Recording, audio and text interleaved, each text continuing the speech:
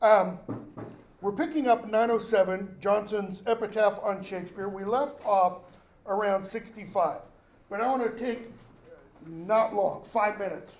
I should set a timer. To talk about something that I meant to talk about the other day. I had it written over here, and that's the Shakespeare authorship question. Because of Jonson's line 31, and though thou had small Latin and less Greek, okay, that's one of the pieces of evidence. The group of people that are called anti-Stratfordians, that's this here, used to suggest that William Shakespeare of Stratford-on-Avon was not the author of the plays. They don't say he wasn't the author of the poems, just the plays primarily, okay? And there's a variety of quote-unquote evidence that they give. For example, Shakespeare's never known to have attended university. There's not any university that includes him in the list of roles, etc. So how could somebody who wrote about Greek and Roman tragedy, Greek and Roman history, etc., have the knowledge to write those things? How could the person have the linguistic ability to work from, as source material, texts that were not available in English yet? One of the sources of Hamlet, I think it's also a source of Midsummer Night's Dream, was only available in French. The counter to that is, just because you attended Oxford or Cambridge wouldn't necessarily mean you learned French. You would learn French more than likely from having visited France. Anyways, so that's a big thing. The 7 lost years is kind of a conundrum. What was he doing, etc. One of the biggest pieces of evidence is what they assert as evidence. Shakespeare dies in 1616. This book, the first folio, which I'm going to pass around in case you want to look at it, because there's a line, the very last line of volume of Jonson's epitaph mentions the volume. And you have Jonson's epitaph.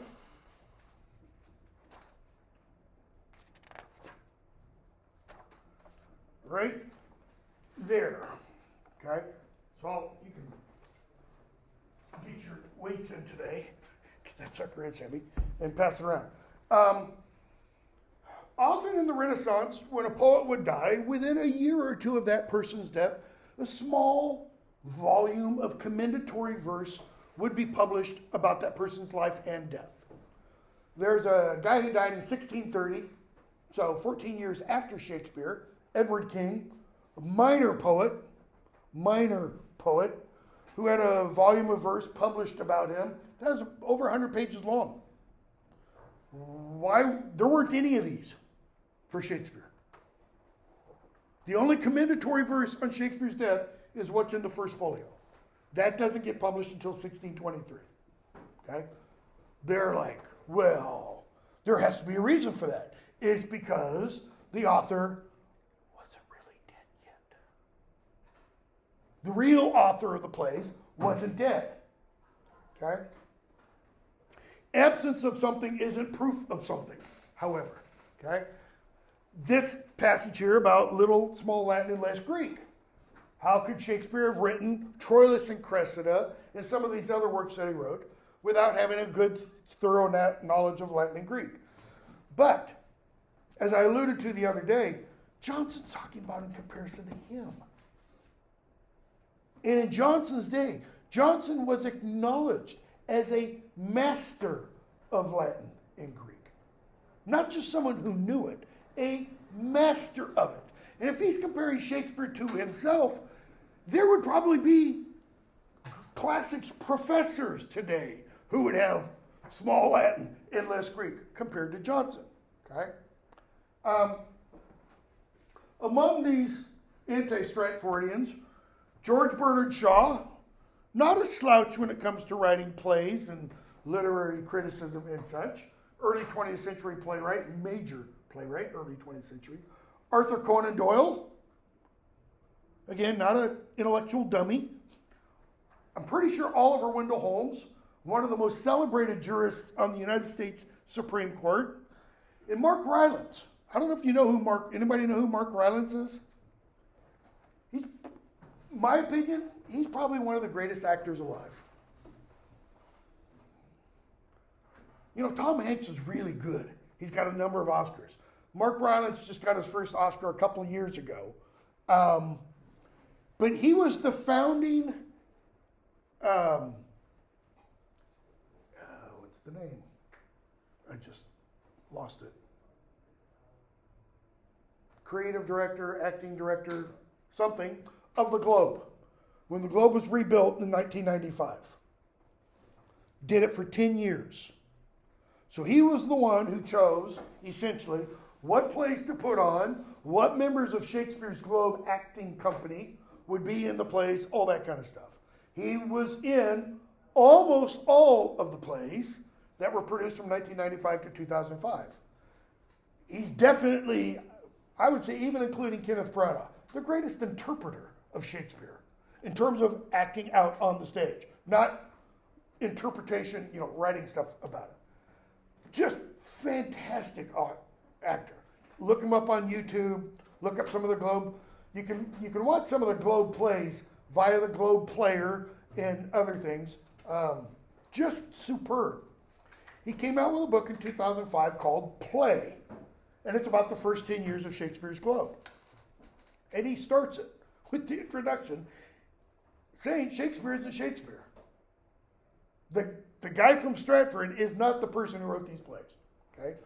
Every one of the arguments that the anti-Stratfordians give out, and by the way, they usually give the name of somebody who instead is the real author. I don't know what some of the latest theories are because I don't pay any attention to this. To me, it's utter nonsense. But early on, the two major theories or supposed authors were Francis Bacon and Edward de Vere. Francis Bacon, contemporary of Shakespeare's,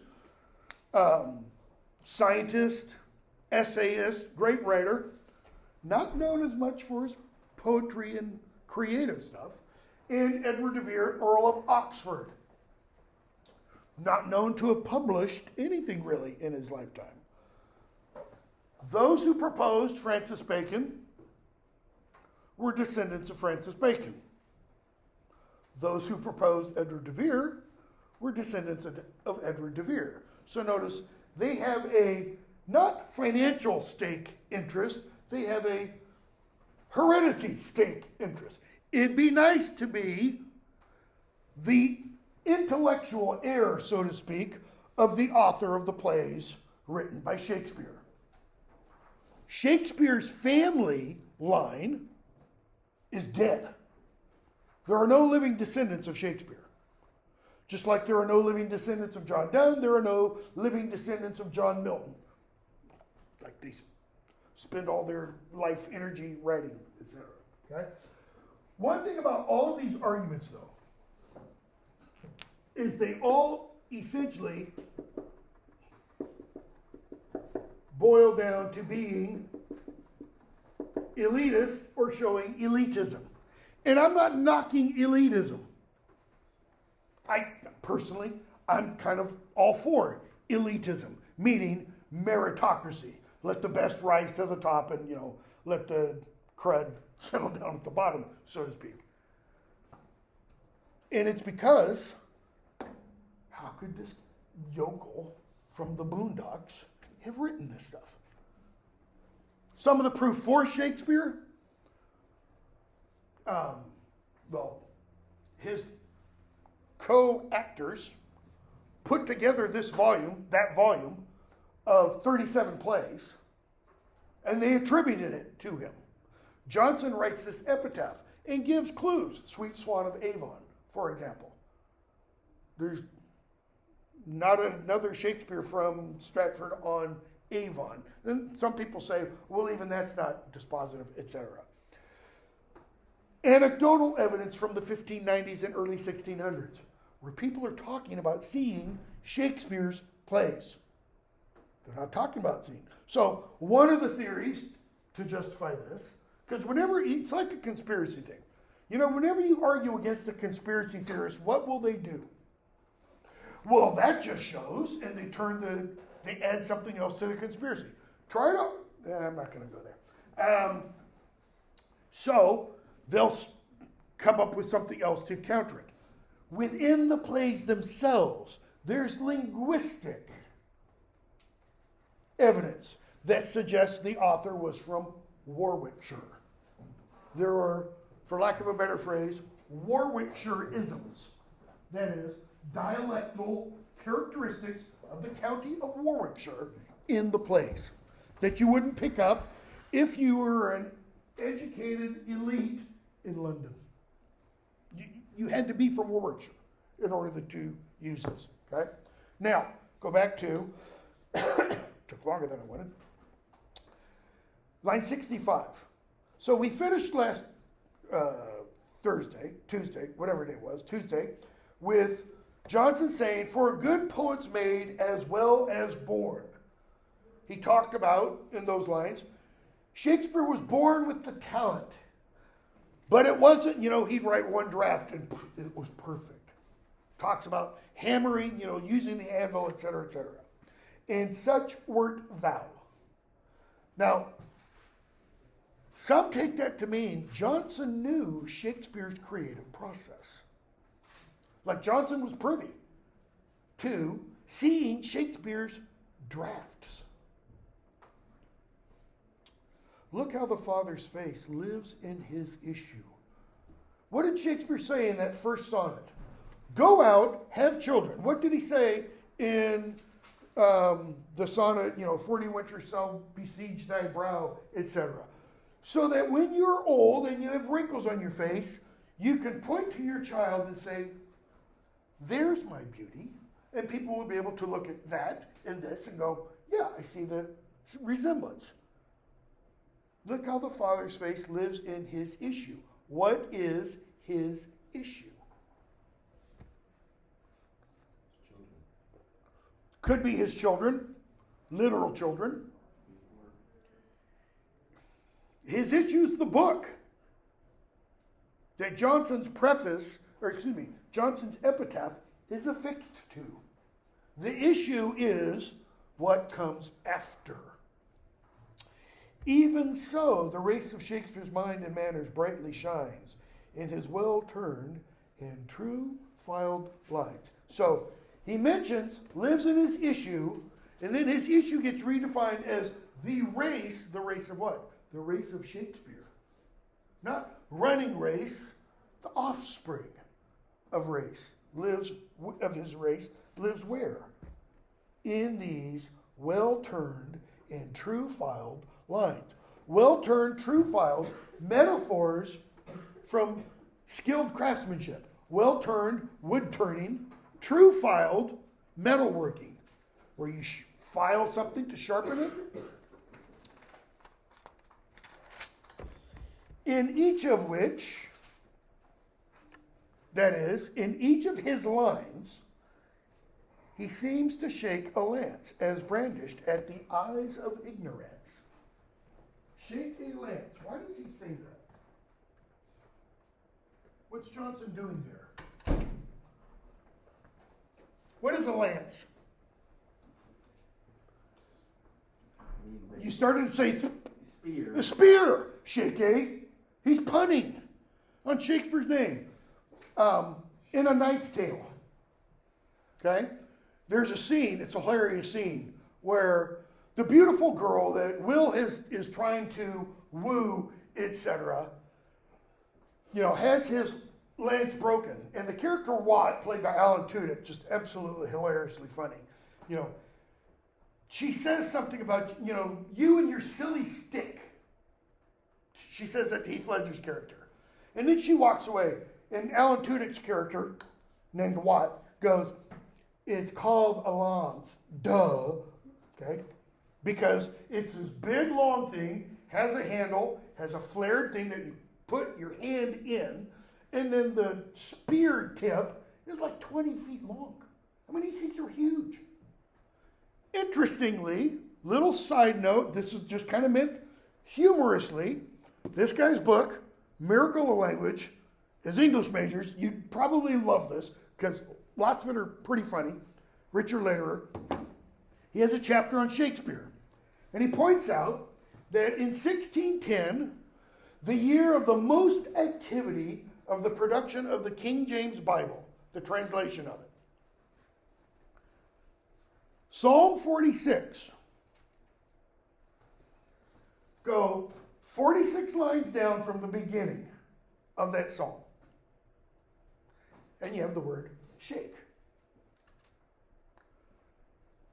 Go from the end of Psalm 46, okay, skipping the Selah at the end, that's just like amen. Skipping that, so from the second to the last word, count up 46 words, and you have the word spear. Okay, so big deal. Why did you pick Psalm 46? Well, in 1610, Shakespeare was 46. And if you're into number symbolism, a lot of people go, oh, that's so cool. One of the first theories of the anti-Stratfordians was that you could go through Shakespeare's text and do like word search, and you'd come up with the name. Bacon. Bacon. Bacon. Not the eating kind, this kind. Like, there's an old English poet named Kenilworth, okay, who wrote 4 poems. He embeds his name in the poems. Like this, and in various ways. So that's how we know he wrote these poems, okay? So anyways, Shakespeare, there, in the 46th Psalm, the year Shakespeare turned 46. There's probably absolutely nothing to it, but it is kind of one of those, you know, you're in the Twilight Zone things. Is brandished at the eyes of ignorance. Sweet swan of Avon. Now, people who think Shakespeare go, he's telling us the guy is from Stratford, because that's what of Avon is probably alluding to. There are swans all throughout England.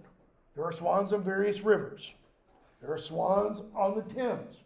Anything know what's one of the peculiar things about English swans? They're all the property of the crown. Every last one, whether they have a tag or not. So in the Middle Ages, in Shakespeare's day, it was illegal to kill a swan. You'd get arrested for poaching. And if you got caught, that's capital offense.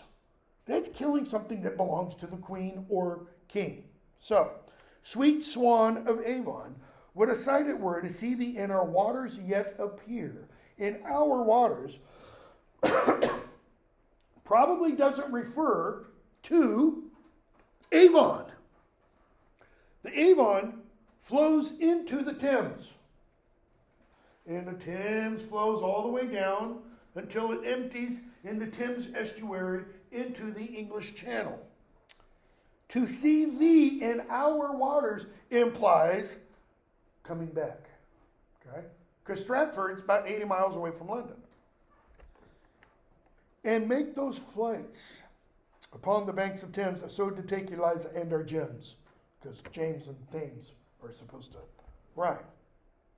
It's not pronounced Thames, by the way, it's the Thames River. Make those flights. What's he mean? Well, swans don't just sit there and float on the water. They often will fly off other places. So he's giving us an image of the swan coming down the river, and then it starts to take flight.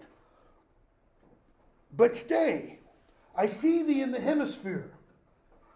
Swan's no longer on the water, it's now risen into the sky. The hemisphere is the half sphere that we see, so still in the sky. Advanced and made a constellation there. The swan has left the earth and become a constellation. That means it's become a star. This is the apotheosis. Jonson has just made Shakespeare into a god. Not capital G-O-D, little G-O-D. What kind of God? What kind of gods inspire writing? The Muses.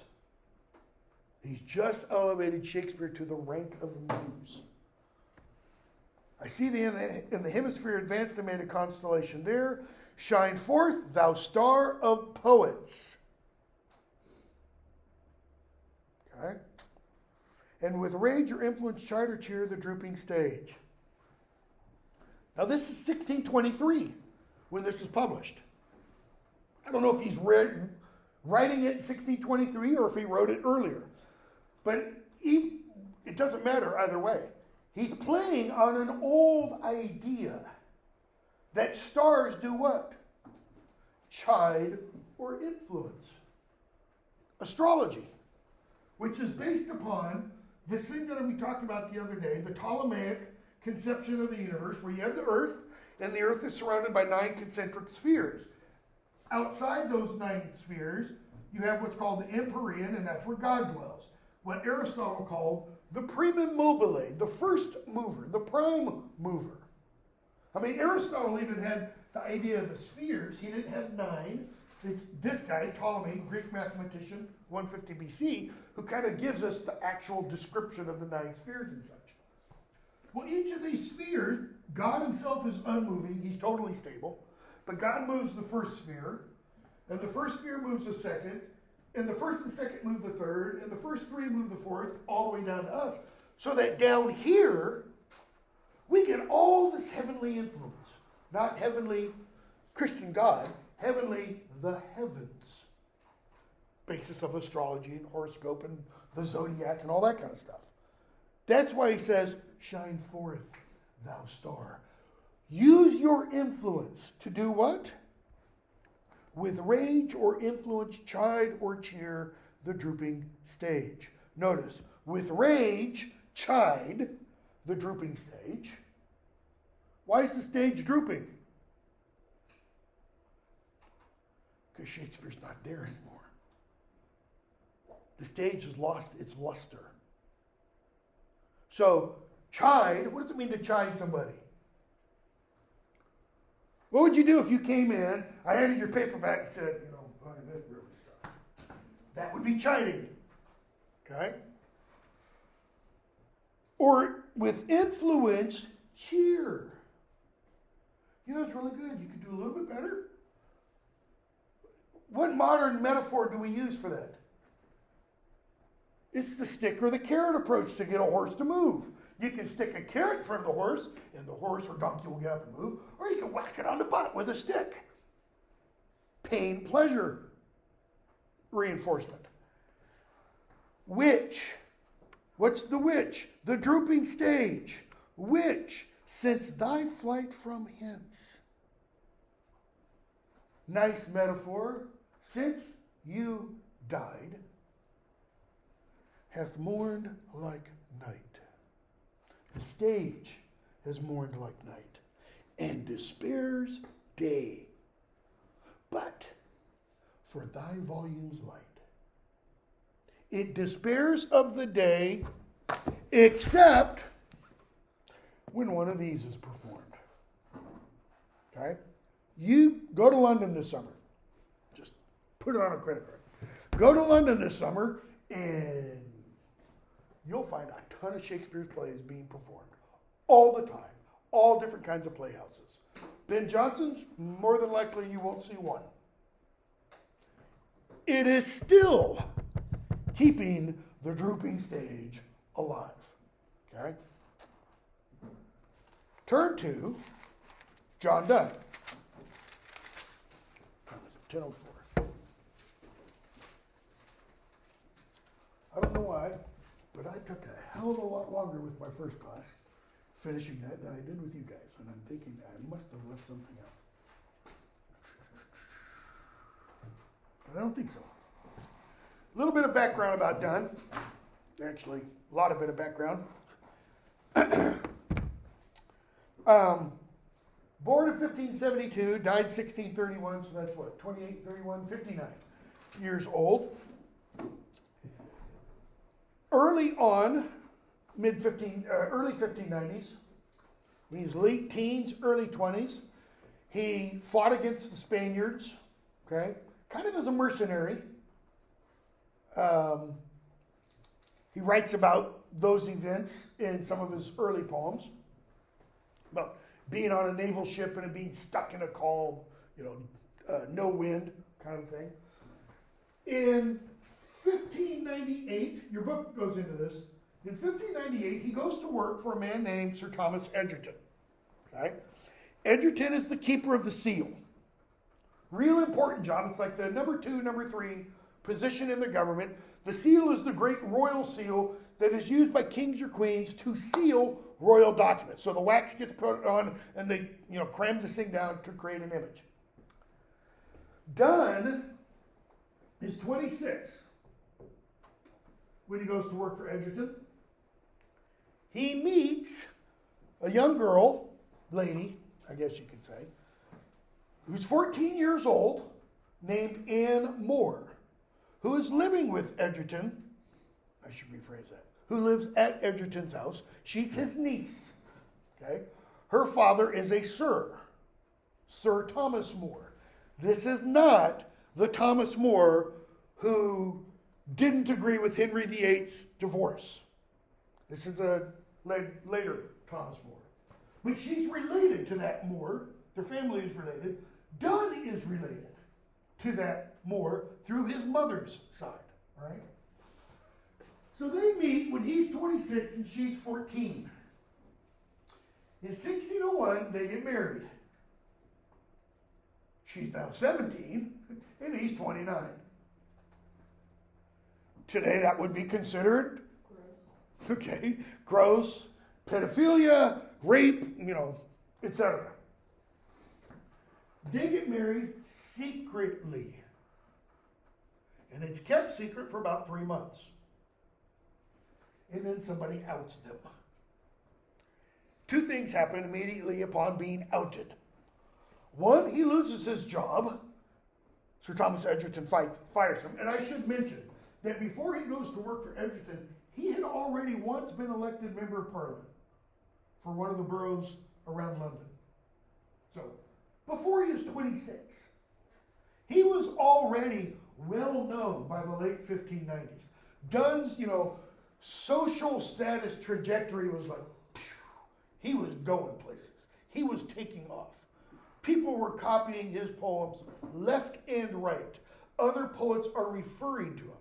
I think I mentioned in here, Donne is the most widely copied poet of the English Renaissance. By far, over 5,000 copies of his 200, just a little over 200 poems remain. These are handwritten. People are copying these things left and right and sharing them around. Think of them almost like, internet memes. So just, okay? So he gets caught. The marriage is outed. He gets fired by his employer and gets put in prison by her father for, if I remember right, I think it's about 4 months. Okay? Interestingly, letters between Donne and his father-in-law survive, and they're at the Folger Shakespeare Library in Washington, D.C. And everything's fine by the time these letters are essentially written. I mean, they're just kind of back and forth stuff. Okay? He now has to take on kind of, what would we call this? Almost kind of like gig work. I mean, he's getting jobs here and there. He doesn't have gainful employment. One of the things he does is he writes poems for people. He writes poems for people's weddings, people's marriages, people's deaths, people's anniversaries, things like that. He goes to work for a guy named Sir Robert Drury as his personal secretary, essentially. That's the person who writes all of his correspondence. He doesn't, manage his dates and business affairs. He's just correspondence, that kind of stuff. He also writes some poems for Drury on, children, etc. In 1603, when King James of Scotland becomes James of England, for some reason, he takes it in his mind that he wants John Donne to become a preacher, to become an Anglican priest. Donne's family is Catholic. I mean, Catholic. Read your introduction. He had what? He had an uncle. Where is it? His mother had two uncles who lived in exile. Another, a Jesuit, was incarcerated. In 93, Donne's brother died of a fever while he was in prison for harboring a priest. Okay? So family died, essentially for being Catholic. Again, late in her reign, Elizabeth was really harsh towards Catholics. Sometime mid-1590s, we don't know when, Donne begins some kind of spiritual journey away from Catholicism and ultimately ending up in the Anglican Church. It's in here, Satire 3. If you want, read it on your own. Satire 3 is titled Of Religion, where the speaker, many assume is Donne, raises the question, what's the true church? Is it the Anglican Church, the one here in England, in London? Is it the Roman Church, the one in Rome? Is it the Reformed Church, the one in Geneva? And he essentially talks about, how do you know what's the true church? And the speaker concludes, I don't.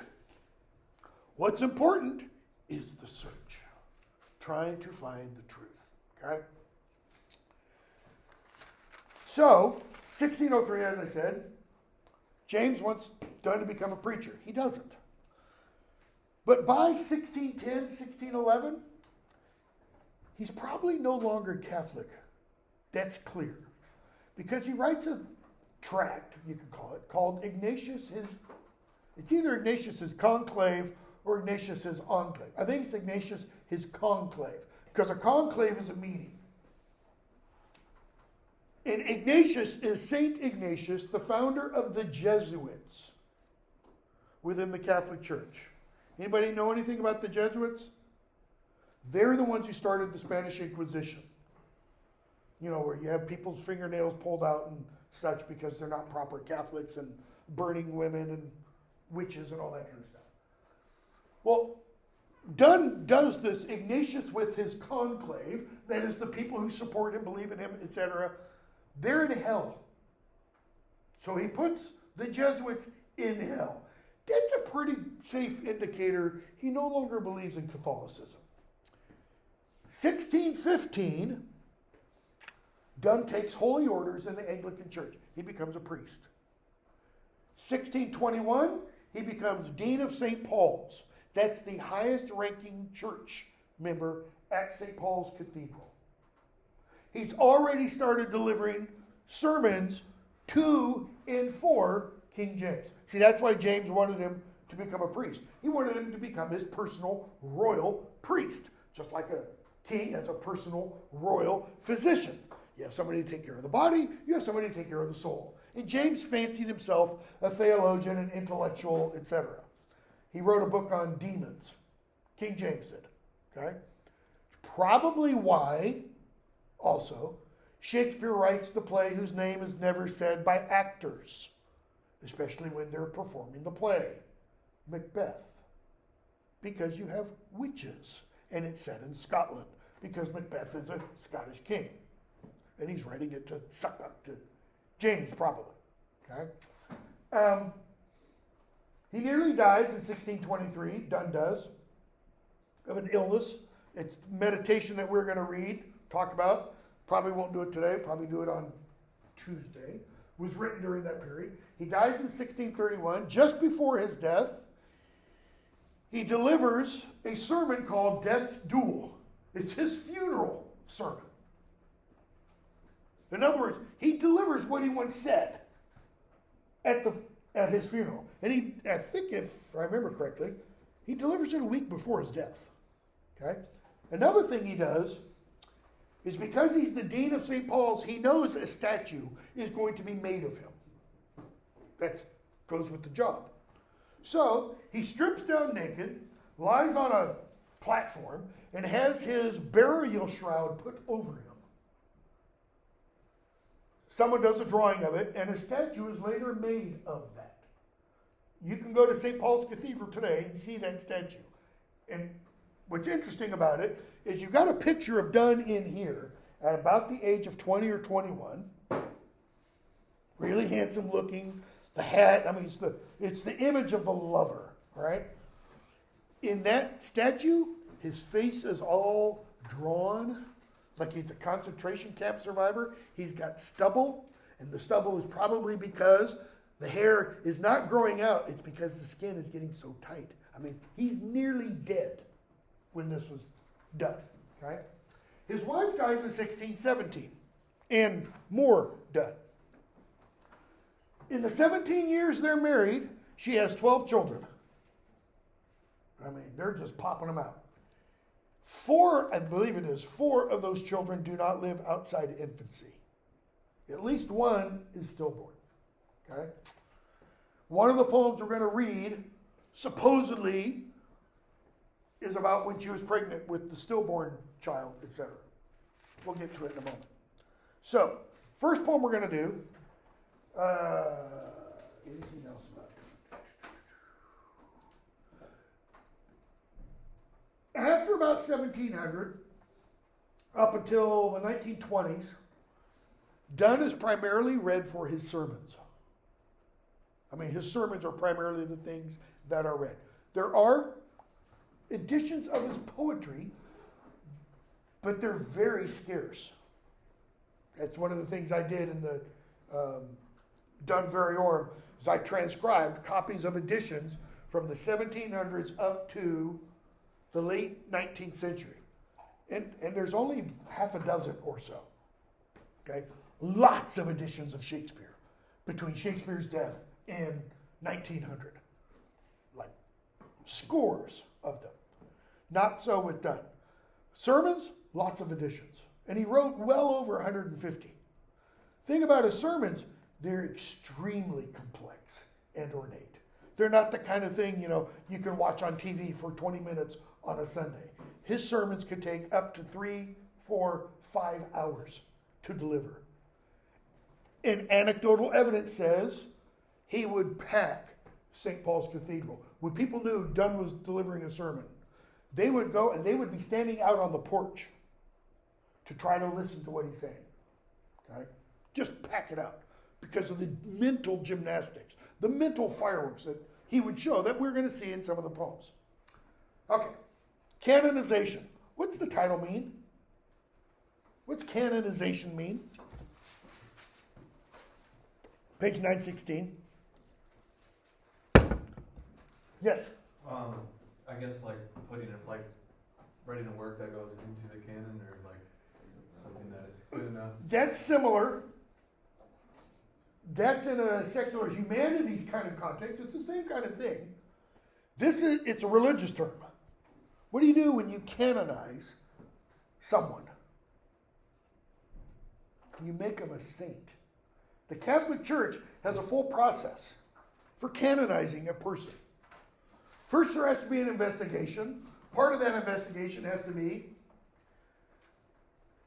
has the person ever performed a miracle? Either while they were alive or while they were dead. Has someone prayed to this person and this person intervened? And is there evidence of that intervention? Sometimes the evidence might be, well, I was with Lucy and I saw, Joe appear, kind of a thing, okay? So then they have to have an investigation. Was that real, et cetera, et cetera. Anyways, so canonization is the process of being made a saint, all right? This is just titled The Canonization. So something is being canonized. For God's sake, hold your tongue and let me love. Or chide my palsy or my gout, my 5 gray hairs, or ruined fortune flout. With wealth your state, your mind with arts improve. Take you a course, get you a place, observe his honor or his grace, in the king's real or his stamped face contemplate. What you will approve, so you will let me love. Notice how I read that. Was my voice conveying anything? Because it should have been. A little exasperated. Like, just shut them up. And let's get down to sex. That's what's kind of meant. Okay? Notice what's said. Shut up. Let me love you. Okay, you're not going to shut up. So, chide my palsy or my gout. Those could indicate the age of the speaker, or they could just indicate medical conditions. Palsy's just shaking hands. Have you ever been really, really, really angry? What often happens when you're really, you're twitchy, okay? Or my gout, swollen leg, my 5 gray hairs indicating age, or ruined fortune, flout. See, we think fortune only means one thing today. What? Money, wealth. It doesn't. It also means bad luck. Ruined fortune. That kind of fortune. Okay? Do what? Flout. Go ahead. Rail against my bad luck. With wealth, your state, your mind with arts improve. Improve your state, your social condition. How? Make more money. How do you improve your mind? With the arts. Here's a justification for the liberal arts right there. Take you a course. Get you a place. You've got a gloss for those. Observe his honor or his grace. Honor like a judge, grace like a bishop. In the king's real or his stamped face, contemplate. Probably indicating this is written after James is king of England. Okay? What does that mean? Observe the king's real or stamped face. Say that again? Possibly. Well, he's stamped on coins. Stamped on coins. I mean, pull out a penny. What do you see? Here's old Honest Abe. Pull out a nickel. What do you see? Washington? Don't ask me about the rest. That's what he means. Now, this couldn't be written in King Henry VIII's time. Because if Henry VIII was coming somewhere, entering a room, walking down a street, his guards would be smacking you if you weren't like this. And if you looked up and looked Henry in the face, there were known occasions where people were executed for that. Why?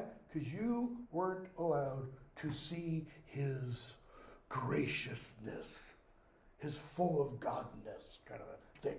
He was a bit of an egotist. Henry was. So, think about those things. What you will approve, your gloss tells you. Do whatever you want. I don't care. So you will let me love. Just shut up. Or whatever, just let me love you. Alas, alas, who's injured by my love? That kind of indicates that between the first stanza and the second stanza, if there's somebody being addressed, she's like, come on, you can do better than that.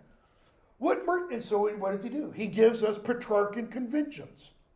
You know, we've talked about those. What merchant ships have my sighs drowned? Why? Because his sighs create tempest, and they turn the ships over.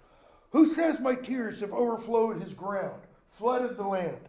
When did my colds a forward spring remove?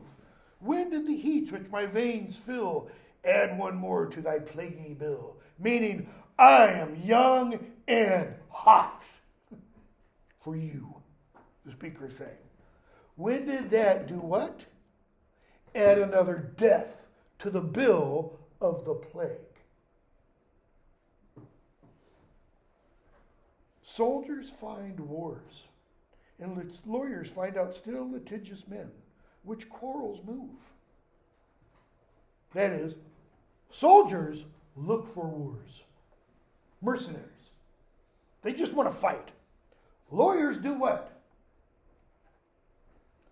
They look for still. Still means always, or continuously, or constantly. Litigious men. Someone who always wants to sue. We think that's a peculiarly American thing. Nope. That's why Shakespeare has in one of the Henry VI plays, first, kill all the lawyers. When my son was in law school, I'd say that. He'd go, yeah, but Dad, look at the context, because he'd read the plays. Though she and I do love. In other words, even though she and I love each other, what? All this other stuff is still going on. In other words, our love for each other, it doesn't influence all this. It's irrelevant to all this. Call us what you will.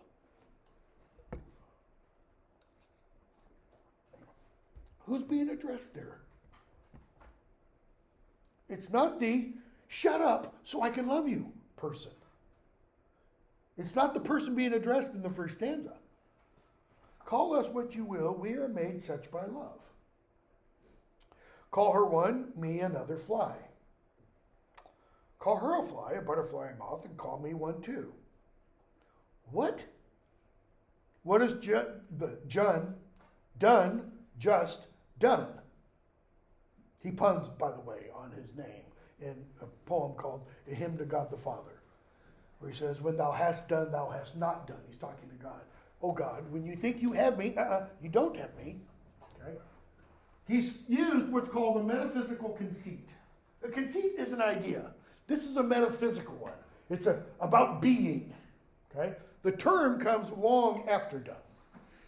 I think it's Samuel Jonson, might be John Dryden, who uses this term first. Samuel Jonson says in his criticism on Donne, that he violently yokes together two dissimilar things. So a yoke, what's a yoke do? Keeps an ox and team together. Because, if you don't yoke them together, this ox and this ox are going to do what? They're not going to work together. So you yoke them together to achieve something.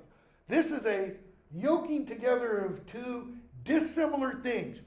What are the dissimilar things in that image? Call her one, me another fly. How many of you want to have your significant other, if you have one, call you a fly? Like a common house fly that, flits from piece of garbage to piece of garbage, or piece of dog crap to piece of... Not a good image, right? You're not going to include that in your wedding vows. Call her one, me another fly. We're tapers to, and at our own cost die. Tapers. Candles. Okay? How do candles die at their own cost? They burn themselves down. So why does he mention the flies? Your gloss mentions for fly, it doesn't only mean like housefly, it means like a moth. Go outside at night with a candle when it's dark, and what will happen? Moths will come to you, and what do the moths stupidly do? Ooh, bright, and they fly to it. Or if you have a bug killer with the bright light, the blue light, they go bzz, and they die. So they're drawn to something, what? That kills them. Stop that image right there. Go to the next image. And we in us find the eagle and the dove. And your gloss tells you the eagle, image of masculinity, dove, image of femininity. Okay. Eagles and doves don't mate. Some eagles will probably eat doves. The phoenix riddle hath more wit by us. That is, it's almost like the poet says, shoot, that wasn't a very good image. The eagle and dove. I need a better image. The phoenix hath more wit by us too. That is, more wit, more intellectual heft, or more intellectual appropriateness. Why? What's the riddle of the phoenix? Not sphinx, phoenix. What's the phoenix do? it self-immolates, and then a little phoenix rises out of the ashes. And typically lives for 500 years, and then poof, it does it again. So it rises, dies, all the time. So we're like the phoenix. We two, being one, are it. How are they one? Married? Possibly. How else? Male, female, joined together, sex. They're no longer what? Is this thing male or is it female? It's neither. They cancel out. It's now a new thing. So to one neutral thing, both sexes fit. We die and rise the same. That is, we together die, and then we rise again, and then we die, and then we rise again. He's punning on the Renaissance notion of sex and orgasm. That every time you have an orgasm, you die a little bit. And he's saying essentially what? Kill me. Kill me again. Kill me more. Kill me more. Let's just keep dying and rising. And prove mysterious by this move. Why mysterious? What's a mystery? Define mystery. Did Agatha Christie write mysteries? No, she didn't. If you even know who Agatha Christie is, she wrote whodunits. Because you find out at the end of every story who done it. A mystery is something that cannot be intellectually explained or resolved. UFOs are not mysteries. They will, at some point, probably, be intellectually resolved. Here's a mystery. The incarnation of Christ within the Christian tradition. How does God, outside time, outside the universe, become a 7-pound, 2-ounce, 18-inch boy? Just, you can't reason that one through. The resurrection. How did it happen?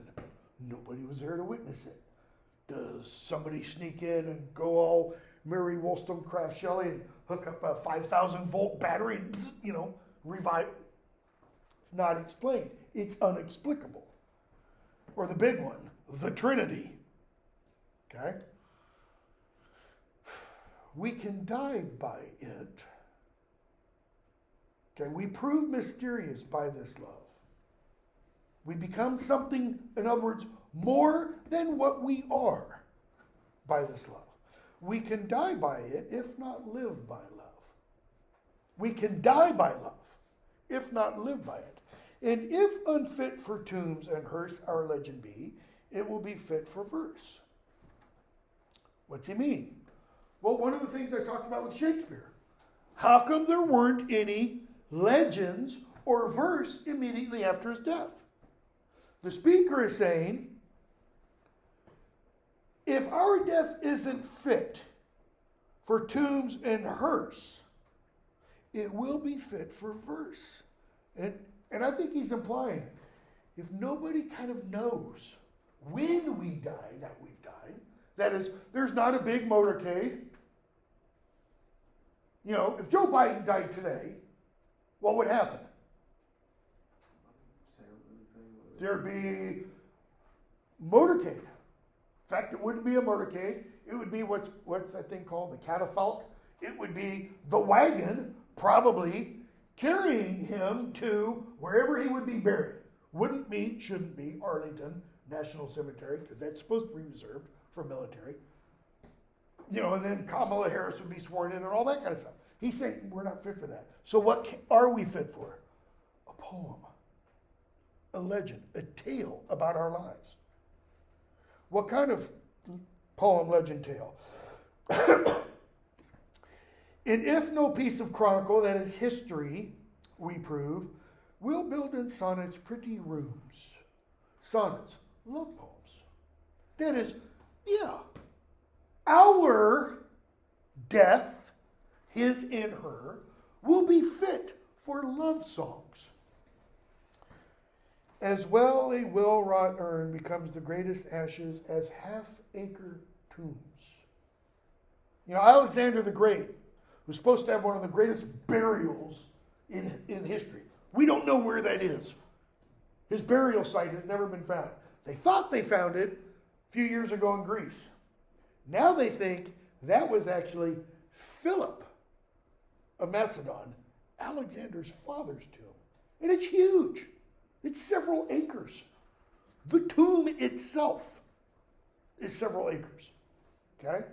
He's saying, this isn't one, a well-wrought urn, something turned, piece of wood or ceramic, is as fit or fitting for the ashes of a person as this big old tomb. In other words, y'all, I'm just a simple poet. This is just a simple little piece of verse.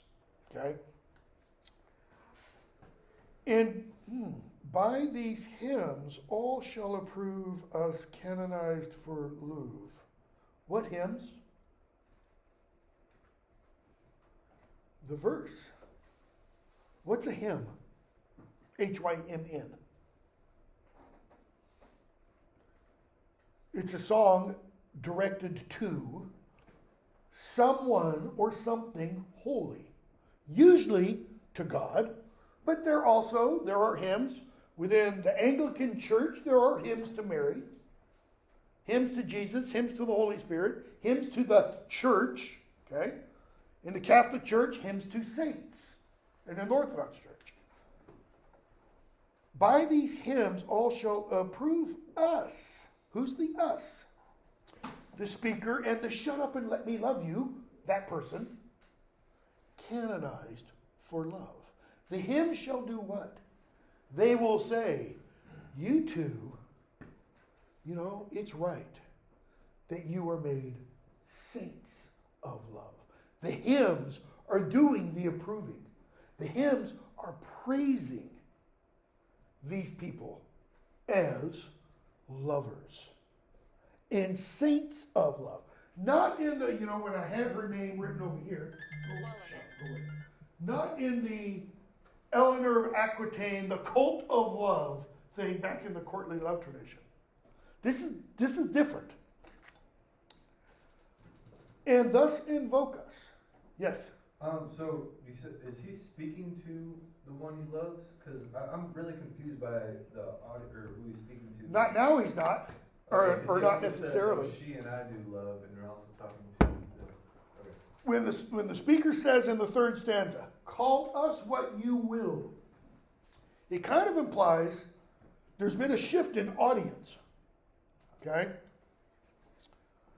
But, not necessarily until we get down definitely until the, till the fifth stanza. Why? Because by the fifth stanza, the speaker and the beloved, the she, are metaphorically what?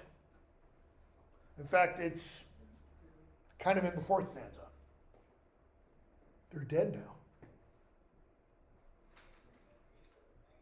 So the hymns that are going to be sung are going to do what? And thus invoke us. These hymns will be doing, what does it mean to invoke something? To call it. Help! Help!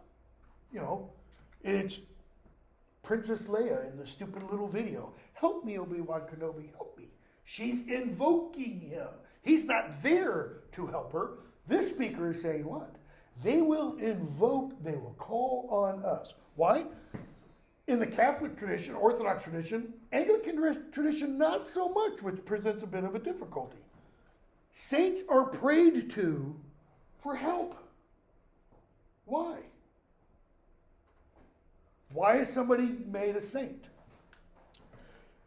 They lived a life that was so holy, they become a model. They become something to be emulated. Why? Back to the Canterbury Tales for a second. Why does Chaucer single out the plowman and the parson. True characters in the whole thing. They're the lowest and the greatest. They're the lowest and the greatest. He will be first, needs to be last. They're the models. He wants people to really follow. He doesn't want people to follow the wife of Bath, or the nun's prioress, or the knight, or any of the others. The plowman and the parson are Wiswick. What you see is what you get. Totally honest, totally true, totally pure. So, thus invoke us. Here's how people will invoke them. You whom reverend love made one another's pilgrimage. Reverend love. Reverend means what? Venerated, holy, sanctified. It doesn't mean you whom sexual love made one another's hermitage. Because that would mean what? Going in and out, sex, okay? What's a hermitage? It's a dwelling. It's a place where someone goes. Who lives in a hermitage? Not Andrew Jackson. A hermit. Why does a person become a hermit? No, you can't have secular hermits. Ted Kaczynski's, the Unabomber. He had his little hermitage up there in Idaho. Usually, though, they're religious. Why? They're separating away from the world to try to find purity, inner purity. That is, to fight their own personal demons and devils. To do ascetic feats. All right? So what's the speaker said? You whom reverend love, this is what people who pray to them will say. You whom reverend love made one another's hermitage. He, the male who had been the speaker, now being prayed to, you found your hermitage where? In her. You found your sacred space in her. She found hers in you. You, to whom love was peace, that now is rage. Why is love now rage? What's meant by now? Here, down here, in this world. How do you know love is rage? How many of you have ever been in love and then been out of love? Been in love, you're way up here, right? It's great. And then you get dumped. And then you're way down here. That's rage. That's it. It's not anger, I'm going to kill you if you look at so-and-so again. It's not that kind of rage. It's just the floating on the wings of passion. You're up, you're down. That's why Shakespeare writes Sonnet 116. Love is what? It's the ever-fixed mark that looks on tempests. It is never shaken. Here, you to whom love was peace. What's peace? Is peace the absence of conflict? Can be. What else is it? Calm. Calm. What do the knight and the loathly lady in the wife of Bath's tale achieve at the end of the tale? Before the wife of Bath enters back in, they have that peace. He's given her what she wants, and what does she do? She hands it back to him. Notice, they've each totally submitted to the other. They gave 100%. Who did the whole world's soul contract and drove into the glasses of your eyes. How does that happen? So they're standing there looking at each other, right? His face, her face. She looks at him. He looks at her. The whole world's soul is contracted. So what does he see when he looks in her eyes? All women. Right there. She sees all men. So if he sees all women and she sees all men, what does he never need to look at? And what does she never need to look at? like false women's rolling eyes in the one Shakespeare sonnet. He doesn't need to glance over here, and she doesn't need to glance over here. And what else do they see? He sees himself in her eyes. Why? Because that's all she sees. That's just... And she sees herself in his eyes. Why? Because that's all he sees now. Each has, in one sense, become the other.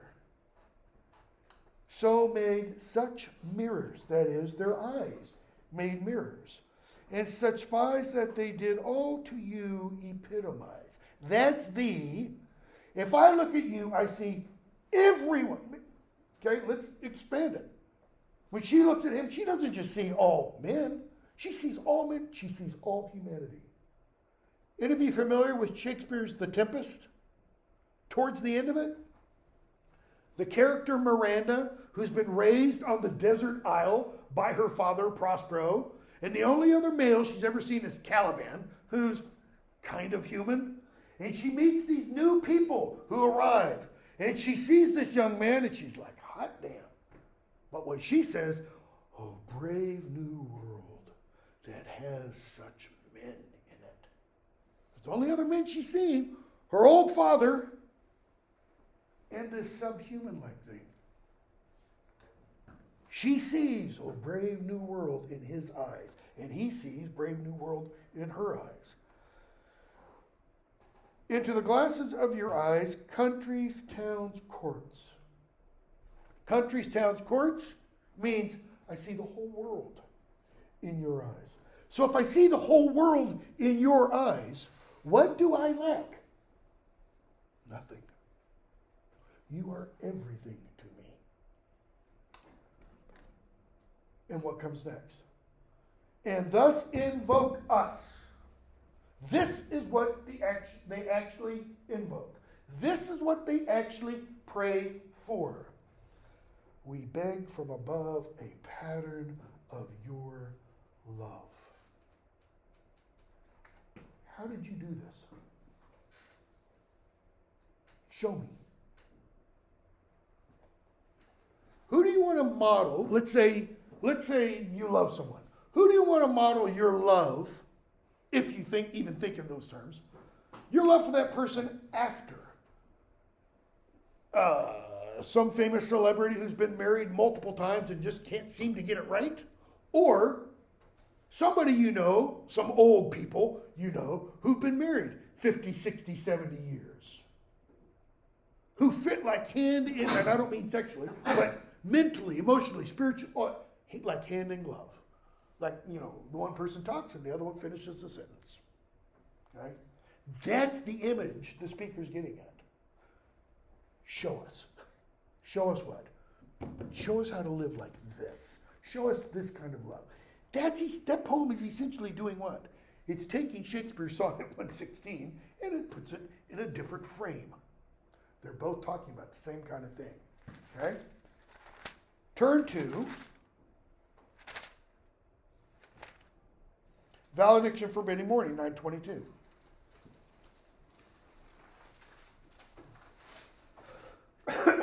A valediction. I think I talked about this. What's a valediction? Was anybody in here a valedictorian in your high school class or whatever? Or one of the 10 or 20 or 30 that your high school might have had? What does a valedictorian do? If they were the one who got to give a speech, or one of the 10, 20, 30, or 40 who got to give a speech. One of my kids, I think I mentioned, there were like 20 valedictorians. Every one of them spoke. It's like, boom, just kill them all. Yeah, I like violent imagery. Farewell. It's a farewell saying. Vale, goodbye, Latin, diction, speech. So you're saying goodbye. Donne wrote 3 of these. This is a valediction forbidding mourning. A valediction forbidding weeping is in here. And the other one is a valediction of my name in a book, I think, or in a window. Okay? Supposedly, according to Isaac Walton, here, who's Donne's first biographer and a friend of his, Donne wrote this when he was about to leave England and go for a trip on the continent with his employer, Sir Robert Drury. And his wife, Anne, told him, "Don't go. I've got a bad feeling." She had a premonition. Historically, Donne did go for a trip to the continent in 1611 with Robert Drury. His wife was pregnant, and she had a stillborn child. She delivered birth to a stillborn child on that trip. Okay? And there are reasons to think that this poem is written after 1611 beyond just the premonition thing. Some of the intellectual content. So, it opens with a simile. The first two stanzas are a simile.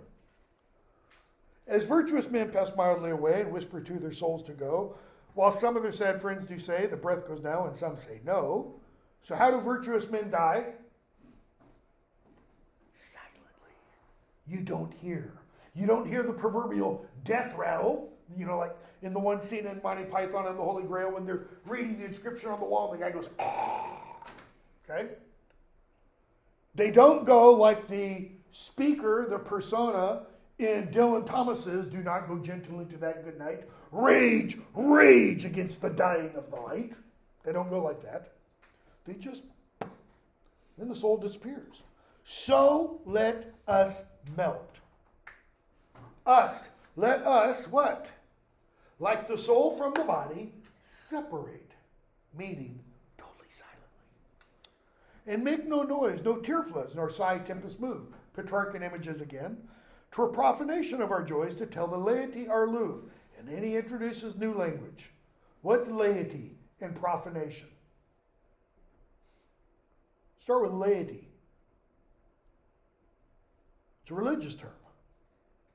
You have the clergy and the laity. The clergy, priests, preachers, ministers, etc., who are the ones who are initiated into the quote-unquote mysteries to perform rituals and ceremonies, like baptisms, to celebrate the Eucharist, to do last rites, all that kind of stuff. The laity are the people out there in the pews or in the chairs who are receiving these benefits, so to speak. All right? Profanation. What's the root?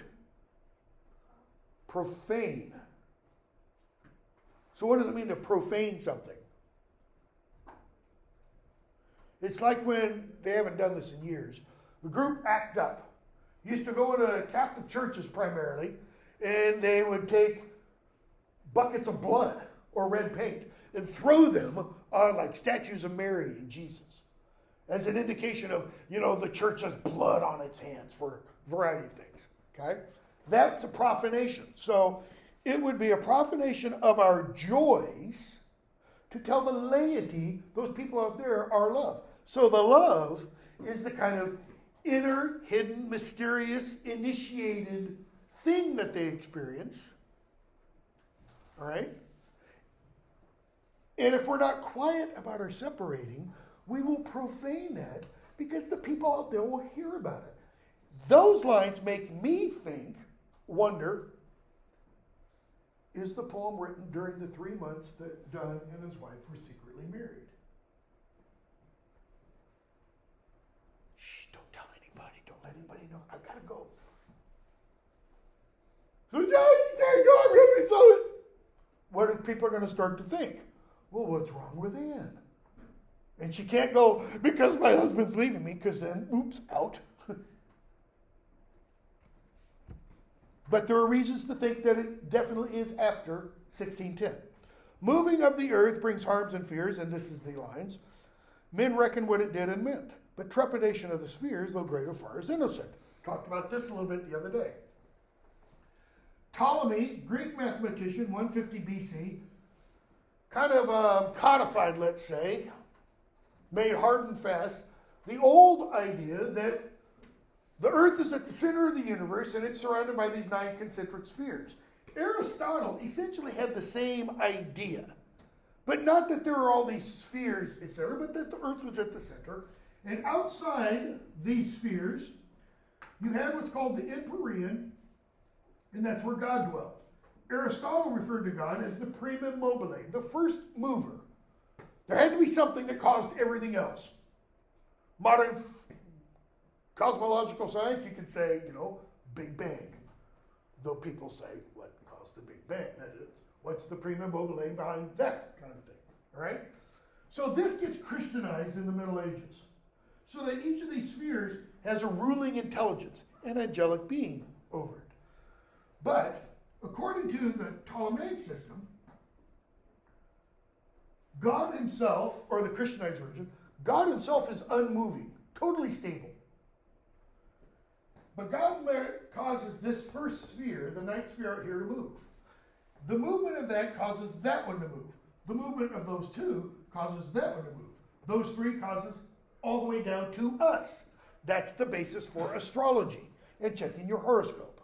The movement of the planets, stars, and everything influences us. Like we saw with, Shakespeare, the epitaph on Shakespeare. Shine on us as this star kind of thing. So, movement of the earth brings harms and fears. Whenever there's a huge earthquake, huge, tens or hundreds of thousands dead, there will, and I always check this, which is why I always say it, there will always be somewhere on the Drudge Report, a headline. Where is God? If God is good, why does he allow this to happen? There's always some newspaper somewhere that has that. Well, we understand plate tectonics today. They didn't. Why are there earthquakes? But he says that movement, earthquakes, that's nothing compared to this movement. The movement of the spheres, it's huge. But trepidation of the spheres, though greater far, is innocent. Innocent how? He means it has no effect on us.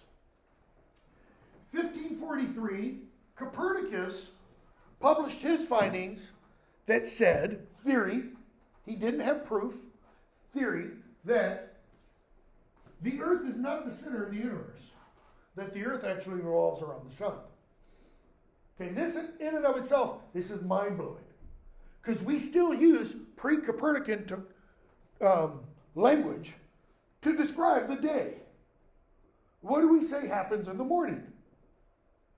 You get the sunrise and the sunset. The sun doesn't rise and set. We move in space. It's us moving, not the sun. Okay? So he publishes this heliocentric version in 1533. It's buttressed by Johannes Kepler and Tycho Brahe, a couple other astronomers, physicists and such. This theory isn't proven true until 1610, when Galileo publishes his findings based upon his observations after inventing the telescope. What happens almost immediately after Galileo publishes that? The Catholic Church says, take it back. Why? Because it calls into question all of this. And the Catholic Church, by this point, 1610, is heavily invested because this has become totally Christianized. Galileo says, take what back? I never said anything. No, Earth's always been at the center of the universe. Yeah, I'm with you right there. Shortly before his death, he recanted his recantation. I'm right. And the church, shortly thereafter, agreed. You're right. We can't, stay blind to it. That's why movement of the spheres is innocent. But we, by a love so much refined that ourselves know not what it is, dull sublunary lover's love, whose soul is sense, cannot admit absence, because it doth remove those things which elemented it. Dull sublunary lover's love. Here's earth, here's the moon. Everything from the moon to the earth is changeable. It's governed down here by chance or fortune. Heraclitus, all is in flux. Old English, the wanderer. Lana, lana, lana. Everything is fleeting. Dull, sublunary, lover's love. So if everything down here is changeable, what does that say about their love? Changeable. Their love is what? Their love is comprised of, made of, sense. Not sense like intellectual sense, means sensory perception. Seeing you, hearing you, smelling you, touching you, tasting you. And because it's made of sense, it cannot admit absence. It cannot allow for absence. Why? Because absence doth remove those things which elemented it, their love. So if my wife and I were dulcet literary lovers, love, and she was right here right now, and I said, I love you, honey, and then she left, guess what? Free agent. Because she's gone. And the thing that I love isn't physically here anymore. So like the Stephen Bishop song, I think it's either Stephen or Elvin Bishop, from the 1970s said, if you can't love the one you want, anybody know the rest of the line? Love the one you're with. But we, by a love so much refined that ourselves know not what it is, enter assured of the mind, care less, eyes, lips, and hands to miss. Notice, our love is refined. It is purified. And ourselves know not what it is. I think I asked the question in here the other day. What's the correct answer to why do you love me? If you say, okay, if you're a guy, straight, and you say to your girlfriend, wife, etc., it's your body. Just admit it, it's your body. Wrong answer. Hung. It's your eyes. Wrong answer. Hair. No. Because all of those what? Over time, they're going to change. Those are all sensory things. The correct answer is, I don't know, I just love you. In other words, we know not what it is. There's something. We are assured of the mind. How did Shakespeare's Sonnet 116 begin? Let me not to the marriage of true minds admit impediments. We are between assured, certain of the mind. We don't care if we miss eyes, lips, hands. If I have to go away for a little while, it doesn't make you love me any less. Our two souls, therefore, which are one, though I must go, endure not yet a breach, but an expansion, like gold to airy thinness beat. Gold is a malleable metal. You can pound it so thin, you can use it here instead of glass. It's insanely expensive to do so, which is why we don't. And it's almost like between that stanza and the next stanza, the person listening kind of goes, come on, get out of here. Oh, okay, let me give you another image. Another metaphysical conceit. If they are two, if our souls are two rather than one, they are two, like, where'd it go? Stiff twin compasses are two. And he's talking about the legs of a compass that you use to inscribe a circle. This is one of the most famous images in Donne. Thy soul the fixed foot, hers is the soul, hers is the foot with the point. You stick in the paper. Makes no show to move, but doth if the other do. So here's a compass. I raise this leg like this. Wait, this one hasn't moved. But if I want to draw a circle, is that what I do? No, because this point, if this is lead, it has to be what? It has to be on the same plane as this. And what has it just done? This one, even though this foot is fixed, the rest of it bends after it. And no matter how far this one moved away, metaphorically expand them, this one's going to go like this, and it's going to just keep bending after the other one. And though it, your soul, in the center sit, yet when the other far doth roam, it leans and hearkens after it, and does what? It grows back erect. True. That language that we heard in Shakespeare. As the other comes back. In other words, her soul, by staying here, her body, by staying here, does what to his journey, or to him on his journey. She's what causes him to come back. She is the anchor. Without her, his circle becomes like that. Why do we wear, if you wear them, these after getting married? Symbol of marriage, I guess? It's symbol of marriage. What else? Circle is eternal. It's eternal. Where's the beginning in a circle? We could wear these. You could wear a square. But what's the problem? Joint, joint, joint, joint. Separate line, separate line, separate line, separate line. Amy, Susie, Julie, Laura. It's like, I could have more than one. Okay? Such wilt thou be to me, who must like the other foot obliquely run. Thy firmness makes my circle just, perfect, true. You staying here is what's going to make me come back and make me end where I begun. That, once it all gets, that is a beautiful love poem. The speaker's saying, I don't exist ultimately without you. Okay? We will do the ecstasy on Tuesday in the meditation. It just means I'll have to do some of the other stuff really fast because everybody needs to know why the bell tolls. Meditation 17. Ask not for whom the bell